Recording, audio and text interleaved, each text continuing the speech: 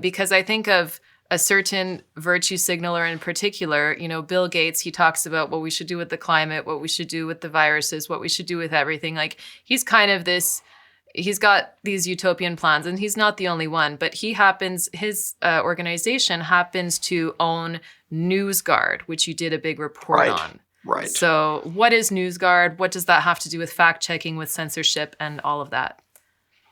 Yeah, so Newsguard is one of these self-appointed fact-checker entities, and they signed a major contract with Microsoft to integrate it into the Microsoft Edge browser, which fortunately almost nobody uses, but nonetheless, that contract is there.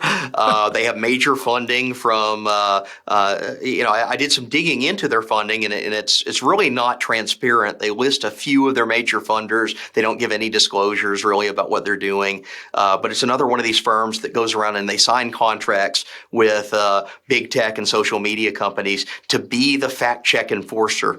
And they publish these ratings of websites. And if your website fails their rating, you get a red X on it that integrates into the browser and alerts everyone that your website is naughty. It's a purveyor of misinformation. If, on the other hand, that they approve you on their website, they're fact checked, you get a green check mark, and that is supposed to signify that your information is valid. And I think their aim here is they want to use this as a tool that can manipulate search results, manipulate the way that certain websites appear when you link to them on social media. And it's all tiered toward elevating approved websites and denigrating disapproved websites. Yeah, and one specific example of that was the Great Barrington Declaration you had found, right? Absolutely. Their website. So what happened there? Absolutely. So this involved me personally because I received the email from the fake self-appointed fact checker at Newsguard, basically saying, well, we reviewed the Great Barrington Declaration and articles on your website, and we think you are purveying misinformation about Fauci and the lockdowns and masks and all the issues that the journalistic left cares about. And we're going to subject you to a rating. So I responded in good faith and explained, well, a couple things are going on here. First, there's a diversity of opinion that we publish on our website about these issues. And then the second thing was that they had actually misrepresented the science on several of these issues. So lockdowns came up in one of the email exchanges I had with these people. They were upset at AIER because we published a story that didn't even claim anything. It linked to another study out of Johns Hopkins University that basically showed that lockdowns do not work.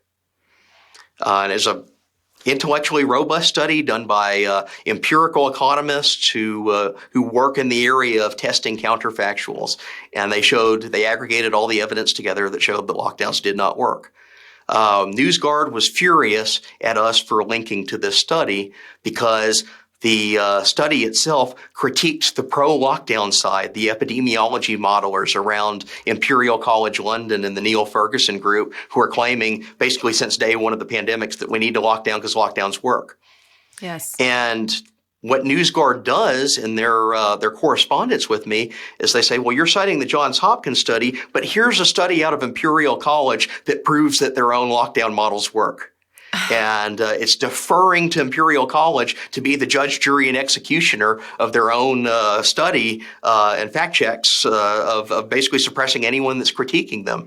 And I respond to these guys. I said, okay, well, you're citing a study from Imperial College that the Johns Hopkins study specifically critiques on page 3, 4, and 5, and you don't really have an answer for that. Well, they're not interested in it because Newsguard is not a fact checker entity. They're a propaganda entity that cherry picks claims from other experts, other stories, to basically support their political point. Again, it's the same kind of thing. You have that two-way mirror, you have that circular situation going on where it's like, well, this is the evidence that what I've wrote is evidence that what I've written is correct. Absolutely.